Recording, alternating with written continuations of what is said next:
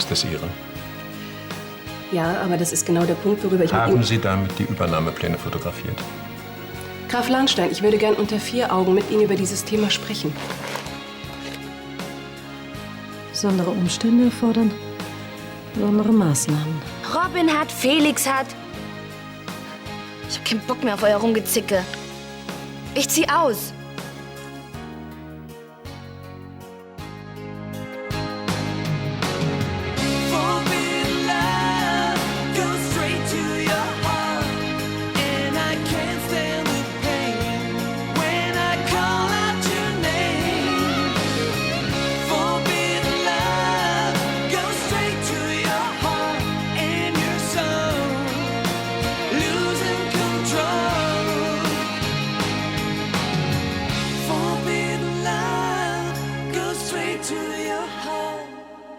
Das war doch jetzt ein Witz, oder?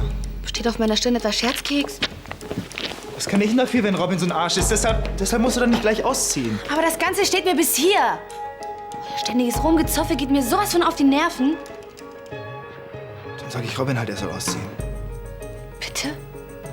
Ja, besonders viel haben wir uns eh nicht mehr zu sagen, also was soll's? Du bist echt der Hammer. So einen tollen Freund wie dich wollte ich auch schon immer haben. Ich fass es nicht. Ich will doch nur, dass du hier bleibst. Vergiss es. Coco, aber das kannst du nicht machen. Und wenn ich dann endlich weg bin, bitte nicht mehr bei mir melden, okay?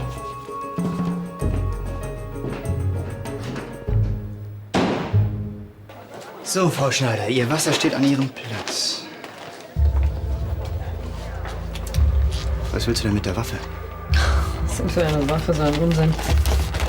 Also ich bin vielleicht manchmal naiv, aber nicht blöd, Charlie. Es geht dich nichts mehr an, David. Das ist jedenfalls kein Spielzeug. Na und? Bist du eigentlich von allen guten Geistern verlassen? Was willst du mit dem Ding? Beschützen? Jetzt sag nur noch vor Tanja. Oh, Charlie, wir sind hier nicht in der Bronx. Und außerdem kannst du mit so einem Ding doch gar nicht umgehen. Das lass mal meine Sorge sein. Jetzt komm schon, gib mir die Waffe, bevor noch irgendjemanden verletzt. Ich brauche keine Ratschläge von jemandem, der noch nicht mal begriffen hat, dass Tanja eine gefährliche Kriminelle ist. Charlie. Das hier ist meine Lebensversicherung. Wenn mir schon keiner glaubt und mich keiner vor Tanja beschützt, dann muss ich das eben selbst in die Hand nehmen. Was willst du denn noch? Dass du dich am besten auch gleich nach einer neuen Wohnung umsiehst. Deine Kündigung ist nur eine Frage der Zeit.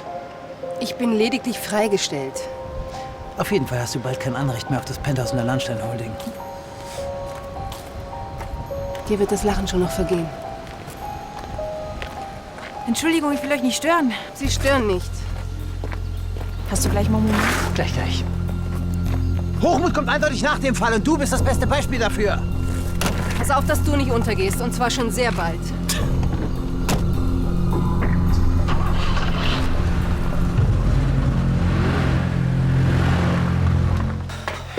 David, sie hat eine Waffe? Ja, Was will sie denn damit? sich gegen Tanja rüsten. Oh mein Gott, das wird doch immer schlimmer. Lars, ich mache mir wirklich Sorgen. Das Ganze ganz langsam an Verfolgungswahn. Und alles nur wegen dieser Frau. Bist du sicher, die Waffe ist echt? Ja. Hallo, Felix. Hi. Wenn ich irgendwie störe, sag es ruhig. Nein, wieso? Ihr seid so gesprächig. Ja, das ist doch nur, weil... Und? Ja, die Waffe ist echt. Warum hast du sie Charlie nicht gleich abgenommen? Spinnst du? Was glaubst du, was ich versucht habe? Du weißt doch ganz genau, dass Charlie im Moment nicht gut auf mich zu sprechen ist. Ja, auf mich auch nicht. Lars, komm schon. Du bist ihr Bruder. Du musst mit ihr reden. Auf dich hört sie bestimmt. Durch ihre Angst vor Tanja hat sich Charlie in der letzten Zeit dermaßen verändert. Denkst du, sie würde das Ding auch benutzen? Warum kauft man sich sonst eine Knarre? Hoffentlich kann ich Charlie zur Vernunft bringen. Wolltest du dich nicht um die Bar kümmern? Vorher müssen wir noch was klären. Vergiss es. Ich entschuldige mich nicht dafür, dass ich dir eine reingehauen habe. Nein. Wenn dir jemand auf die Wange schlägt, dann halt ihm auch die andere hin. Jetzt drehst du völlig durch, ne? Am besten wir vergessen das Ganze einfach, ja? Ach so. Unser Streit stört eine kleine Affäre mit Coco, stimmt's? Nein, das ist es nicht. Ja, was ist es dann? Mann, ich find's einfach total bescheuert, dass wir uns wegen einer Frau in der Wolle haben. Ey, wir waren doch mal so gute Freunde, Robin. Soll ich dir mal was sagen? Guter Freund. Ich glaub dir nicht. Wenn es aber so ist. Du hast mich doch die ganze Zeit nur gebraucht, um an Coco ranzukommen. Und ich verwette meinen Arsch drauf, das ist jetzt genauso. Also spar dir dein Geheuchel. Scheiße.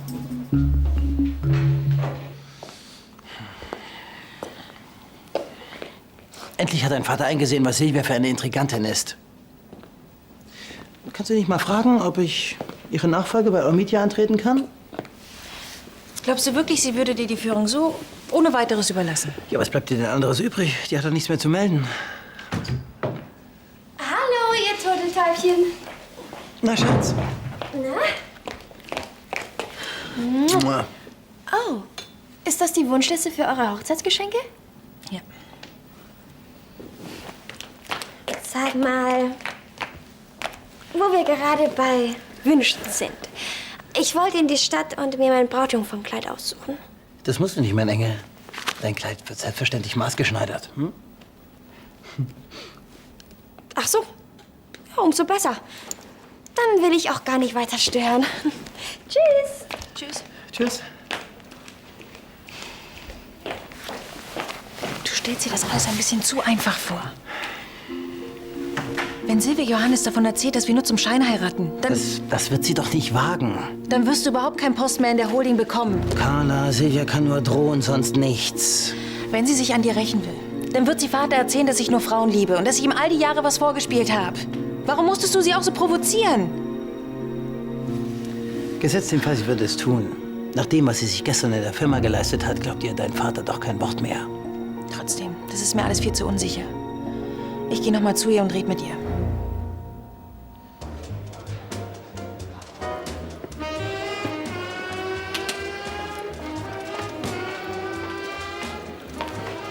Na, meine Liebe, haben wir uns wieder beruhigt? Danke der Nachfrage. Bisher war ich sehr relaxed. Warum gleich so unfreundlich? Du sollst nett zu mir sein. Nicht mehr die Einschüchterungsmasche, Tanja. Ach, Charlie, ich brauch doch nur Buch zu sagen und schon schlottern dir die Knie. Die Zeiten sind endgültig vorbei. Und ich kann dir sagen, wenn du mir noch einmal zu nahe trittst, werde ich mich zu wehren wissen. Für die Rolle der taffen Frau solltest du noch ein bisschen üben. Pass auf, dass ich dich nicht eines Tages mit deinen eigenen Waffen schlage. Dazu fehlt dir ja leider das Format. Es wäre gut für dich, wenn ich dir das nicht beweisen müsste. Geh mir einfach aus dem Weg. Sonst greife ich zu Mitteln, die du mir nicht zugetraut hättest. Ich bin gespannt.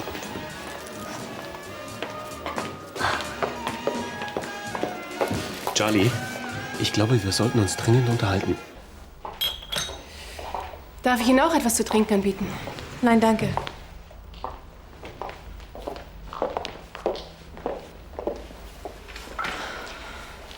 Haben Sie einen neuen Job für mich? Nein, es geht um Ihren Streit mit Bernd. Ich habe die Befürchtung, Sie könnten Ihre Meinung vielleicht doch noch ändern. Und mein kleines Geheimnis lüften, um sich an Bernd zu rächen. Mein Ruf ist immer noch ziemlich schlecht. Das freut mich. Wenn man erführe, dass Hanna und sie ein Paar waren, könnte Bernd sich die Hochzeit abschminken. Sein Plan, sich bei den Lahnsteins breit zu machen, wäre zunichte und das wäre ein großer Spaß für mich. Aber vielleicht erinnern Sie sich, dass ich Hanna mein Wort gegeben habe, mein Wissen nicht zu verraten. Und das halte ich auch. Ich danke Ihnen.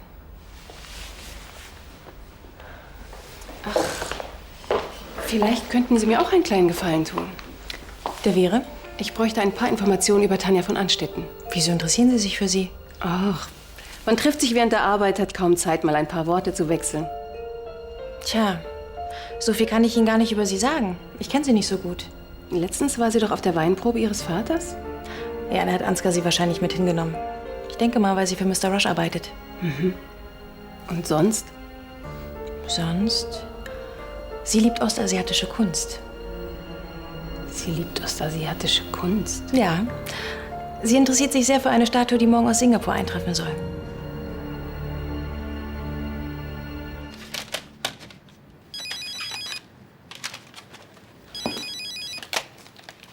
Ja, hallo? Ja, klar. Ach so, das WG-Zimmer ist schon vergeben. Ja, danke für den Rückruf. Tschüss. Entschuldige. Habe ich das jetzt richtig verstanden? Willst du ausziehen? Ich gehe zurück nach Berlin. Aber doch nicht meinetwegen, oder?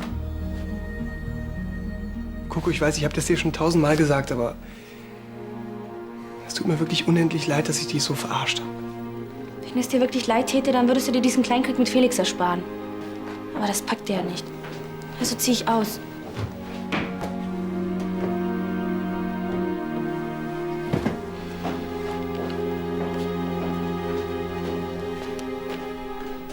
Ist dir überhaupt klar, dass das illegal ist? Du hast keinen Waffenschein. Wenn sie dich damit erwischen... Na und, ich werde schon aufpassen. Wo hast du die überhaupt her? Mit den entsprechenden Kontakten und dem nötigen Kleingeld lässt sich so einiges besorgen. Du würdest dich wundern. Ja, das tue ich auch und das nicht zu knapp. Hör zu, ich will mir einfach von dieser Frau nicht mehr alles kaputt machen lassen. Sie ist einfach zu weit gegangen. Charlie, es reicht. Gib mir sofort die Waffe, Ich denke nicht dran. Damit halte ich Tanja in Schach. Diese Waffe gibt mir einfach ein bisschen Sicherheit. Verstehst du das nicht? Nein, das verstehe ich nicht. Wer sagt dir denn, dass ich sie überhaupt benutze? Sie dient einzig und allein der Abschreckung. Na schön. Aber dann tu mir einen Gefallen und trag sie nicht ständig mit dir rum. Versteck sie an irgendeinem sicheren Ort. Ja, meinetwegen in der Schublade. Wenn du dich damit besser fühlst, bitte.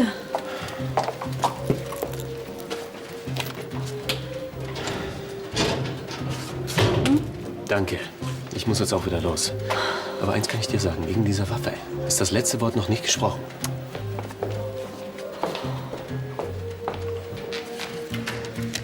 Na? Ist das dein kleiner Mutmacher? Und du glaubst, der wird dir helfen?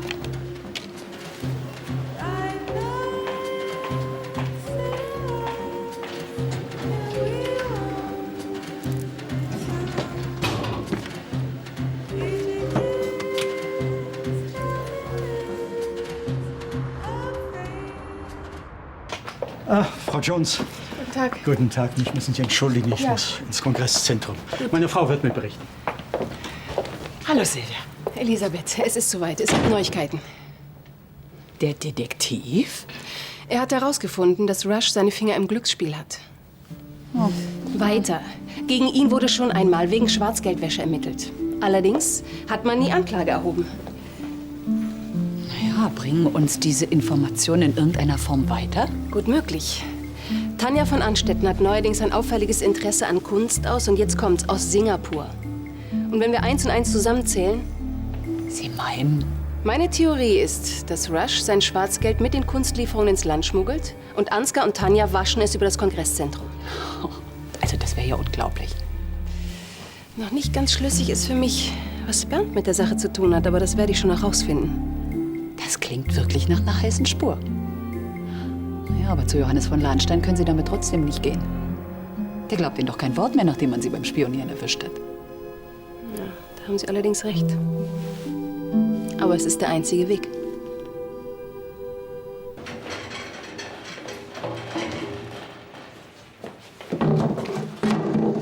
Es war ja klar, dass du nur einen auf Friede machst, weil Coco die Schnauze voll von uns beiden hat.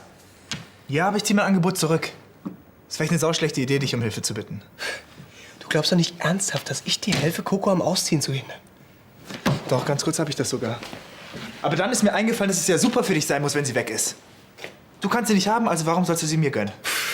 Dir gönnen, Felix. Vergiss es einfach, ja? Okay. Okay. Ich will auch nicht, dass Coco geht. Das heißt, wir beide müssen uns was überlegen. Das ändert zwischen uns aber gar nichts. Verstanden? Sehe ich genauso. Wir schließen Frieden, aber Freunde sind wir deswegen noch lange nicht. Gut. Du sprichst mir aus der Seele. Gut. Charlie war so stur, das kannst du dir gar nicht vorstellen. Oh doch. Doch, das kann ich. Naja, wenigstens hast du es geschafft, sie dazu zu bringen, die Waffe an einen sicheren Ort zu legen. Ja, aber da kann sie auch nicht bleiben. Lieber Herr Schneider, Sie sollten mal ein ernsthaftes Wort mit Ihrer Schwester sprechen. Sie dreht völlig durch, richtet ohne Grund eine Waffe auf mich. Oh mein Gott. Du hast sie aber nicht zufälligerweise wieder einmal provoziert. Nein, habe ich nicht. Außerdem, wenn wäre das ein Grund, mit einer Waffe von mir herumzufuchteln? Also ich habe nichts gemacht. Lass dich von ihr ja nicht um den Finger wickeln. Eins sage ich Ihnen, wenn Sie nichts unternehmen, werde ich Ihre Schwester anzeigen wegen unerlaubten Waffenbesitzes. Ich habe doch mit ihr geredet, Dann aber machen Sie es nochmal. Ich habe überhaupt keine Lust, Zielscheibe einer Verrückten zu sein. Hören Sie zu. Ich werde mich darum kümmern, ja? Das will ich Ihnen auch geraten haben.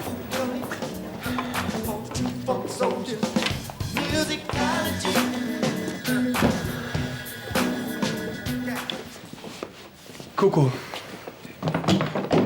wir würden ganz gerne mal mit dir reden.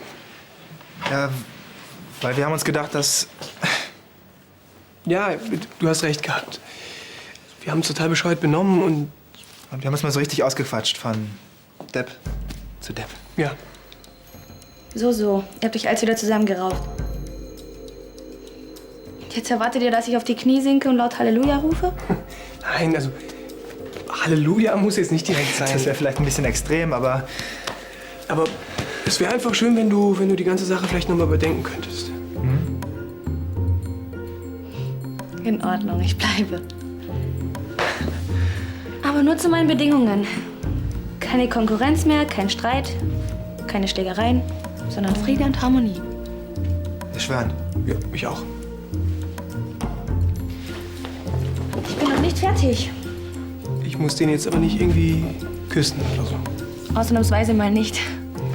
Aber dafür verlange ich einen immer gut gefüllten Kühlschrank und keine Motzerei, wenn meine Musik zu laut ist.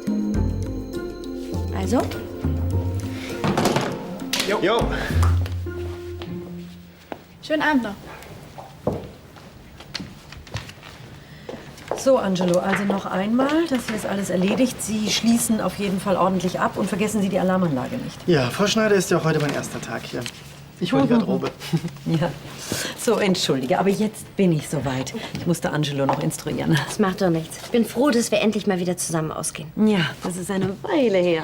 Allerdings. Und ich hoffe, wir machen uns einen richtig tollen Abend. Das machen wir. Schön, dass es dir wieder gut geht. Ja, weißt du, ich habe eingesehen, dass es nichts bringt, immer nur Angst zu haben.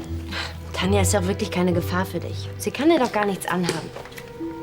Genau so ist es. Danke, Angelo. Bitte schön. Nach Buonanotte.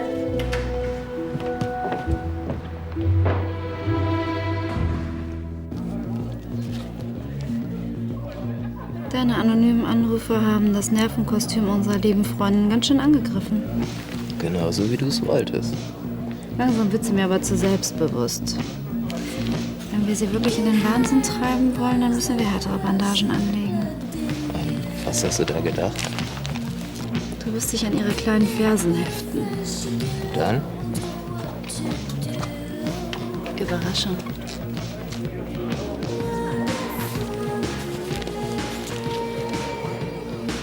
Entschuldigen Sie bitte die späte Störung, aber falls Graf Lahnstein noch wach ist, würde ich ihn gern sprechen. Nun, es ist wirklich nicht der geeignete Zeitpunkt für einen Besuch. Aber ich werde sehen, was sich machen lässt. Was machst du denn hier? Ich wüsste nicht, was dich das angeht. Wenn Ungeziefer lästig wird, ja, dann werde ich den Kammerjäger holen. Es ist ja schon fast peinlich, wie du dich hier aufführst. Nur weil du die Tochter des Grafen heiratest, hast du noch lange nichts zu sagen. Ich dagegen umso mehr. Also verschwinden Sie. Nicht bevor ich Ihren Vater gesprochen habe. Frau Kepler, wenn Sie bitte so freundlich wären, ihn zu holen. Es ist dringend. Frau Kepler, ich denke, das wird nicht nötig sein. Frau Jones ist gerade im Begriff zu gehen.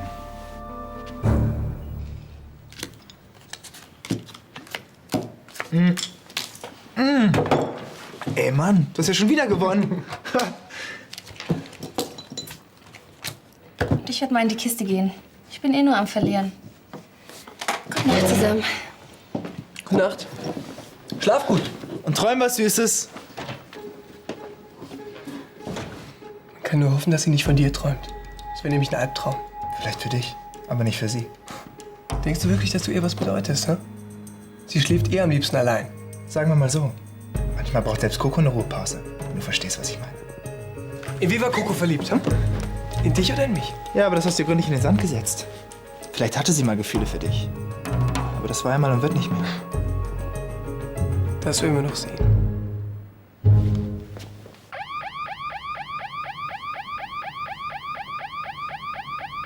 Was gibt's gibt's doch gar nicht. Sehr gut, dass die Nachbarn dich angerufen haben. Ja, aber ich verstehe das nicht. Wieso spinnt die Alarmanlage jetzt wieder? Aber das war doch letztens schon mal, dass das Ding einfach so angesprungen ist, oder? Ja, einfach so. Da steckte natürlich auch Tanja dahinter. Und diese Zeit? Hör mal, Schätzchen, da hinten neben der Küche ist so ein Kästchen. Da kannst du das Geheule abschalten. Ja, mach ich.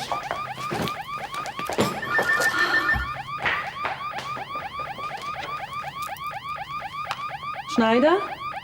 Hallo, Charlie. Wer ist denn da? Ich bin der böse Geist, der sich in die Waden beißt. Hören Sie doch auf mit dem Unsinn. Ich beobachte dich. Und wenn du alleine bist, werde ich zu dir kommen und dann... Graf Lahnstein, ich muss unbedingt sofort mit Ihnen sprechen. Ich habe Frau Jones mehrfach und in aller Höflichkeit gebeten, das Haus zu verlassen. Bisher hat sie sich geweigert. Ja, das ist Hausfriedensbruch. Ich werde die Polizei rufen. Stecken Sie das Handy weg. Ich werde mit Frau Jones sprechen. Würdet ihr uns dann bitte allein lassen?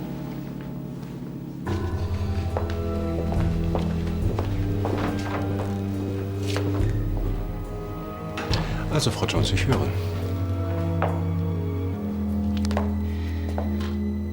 Ich weiß, dass über das Kongresszentrum Schwarzgeldgeschäfte abgewickelt werden. Ich kann es beweisen.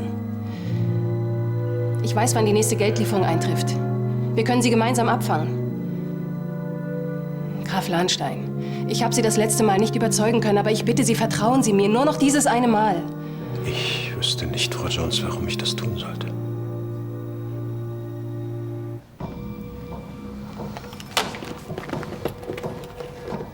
Cecile? Ja, ich bin hier. Alles okay, Schatz?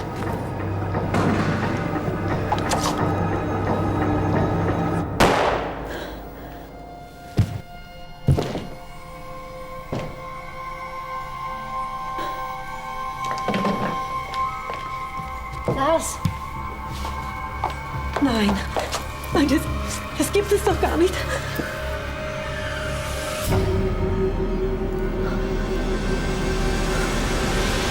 Und so geht es weiter.